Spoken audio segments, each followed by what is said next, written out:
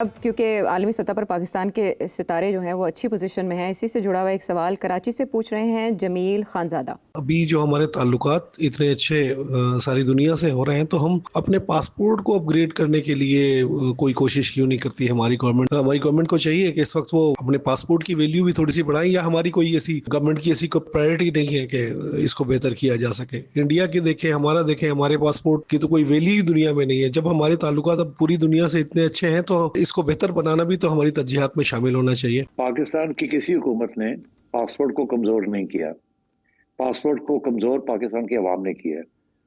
پاکستان کی عوام جو ایکسپورٹ ہم نے کی ہے، اور پاکستانی جب باہر جاتے ہیں وہ جس قسم کی حرکتیں کرتے اس کی وجہ سے آپ کا پاسپورٹ کمزور ہوا ہے۔ اب اس سے زیادہ میں نہیں کہنا چاہتا۔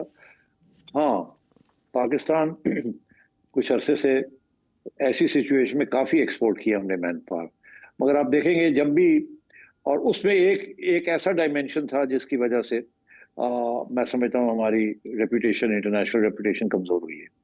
وہ ضیاء الحق صاحب کے زمانے کے بعد دو چیزیں جو تھی جو کہ ناگزیر نکلی from the point of view of the West, جہاں آپ چاہ رہے ہیں کہ پاسپورٹ کمزور ہو گیا ہے، وہ اسی لیے کہ ایک ہی ہمارا نیوکلیئر پروگرام اور ایک ایکسپورٹ آف اسلامائزیشن، کوٹ ان کوٹ۔ وہ تو اسی لیے جب بھی کوئی حادثہ ہوتا تھا، ایکٹ آف ٹیررزم ہوتی تھی، تو امیجیٹلی یا وہ مسلمان کے اوپر آتی تھی بات، یا وہ پاکستان پہ پہلی کہ وہ پاکستانی ہیں۔ لڑائی جھگڑے جہاں بھی ہوتے تھے پاکستانی، جہاں بھی یو اے میں آپ چلے جائیں، آپ دیکھ ہی رہے ہیں کہ انہوں نے آپ کے ویزے بند کیے۔ یہ کوئی پاکستان حکومت کا تو اس میں کوئی رول نہیں ہے نا۔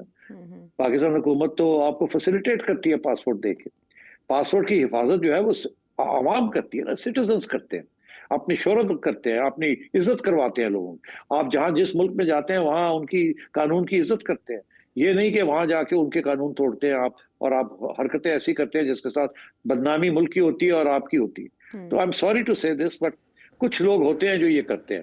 90% آف پاکستان کے جو لوگ باہر جاتے ہیں وہ اچھے لوگ ہیں، وہ اچھے کام کرتے ہیں، مگر ہمیشہ ایسے لوگ نکل آتے ہیں جو کہ کوئی ایسے کام کرتے ہیں جس کے ساتھ بدنامی ہوتی ہے۔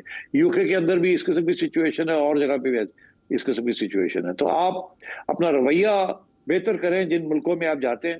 اب اسمگلنگ آپ کرتے ہیں، آپ جعلی پاسپورٹس، جعلی ویزے بنا کے آپ نکل جاتے ہیں، جعلی امپلائمنٹ پرمٹس آپ کرتے ہیں، اسٹوڈنٹ کے لیے بننے کے لیے آپ جاتے ہیں وہاں، اور من کچھ اور جاتے ہیں، جہازوں پہ جاتے ہیں، کانفرنس اٹینڈ کرتے ہیں، جہاز چھوڑ کے بھاگ جاتے ہیں، انلیگل امیگرینٹس بن جاتے ہیں۔ تو یہ ساری چیزیں جو ہیں دے آل ایڈ اپ نا، کہ بھئی یہ ملک یہ پاکستانی ہیں کیسے۔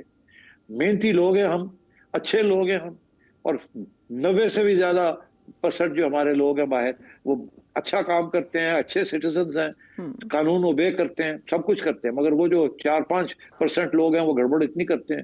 تو پھر اب یہ جہازوں پہ آ رہے ہیں جناب، وہ جہاز گر گیا جی، ادھر بحری جہاز، پتہ لگا جی اس میں اتنے پاکستانی تھے۔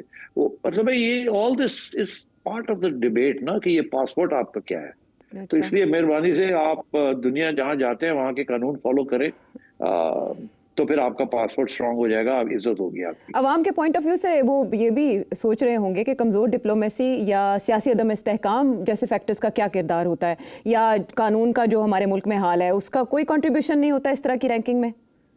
نہیں، کوئی نہیں۔ آپ جائیں، اب آپ کے ڈپلومیٹس بیچارے جاتے ہیں، اور ہمیشہ کوئی نہ کوئی ٹربل ہو رہی ہوتی ہے تو وہاں پہنچتے ہیں پاکستانیوں کو بچانے کے لیے، تو وہاں کیا ان کی عزت رہ جاتی ہے۔ تو اس لیے ڈپلومیسی تو اس حد تک ہے نا کہ اگر آپ کام صحیح کریں تو پھر اس کو آگے بڑھائیں، اگر کام ہی غلط ہو رہا ہے تو اس کو ڈپلومیٹس کیا کر سکتے ہیں۔ ٹھیک ہے، تو یہ ایک اور پہلو ہے، یعنی اپنے گریبان میں جھانکنے کی ضرورت ہے اگر امپروومنٹ چاہیے آپ کو رینکنگ میں۔ اس طرح کے اور بھی بہت سے سوال ہوں، نمبر ہے آپ کے سامنے۔ اگلے پروگرام تک کے لیے اجازت ہے۔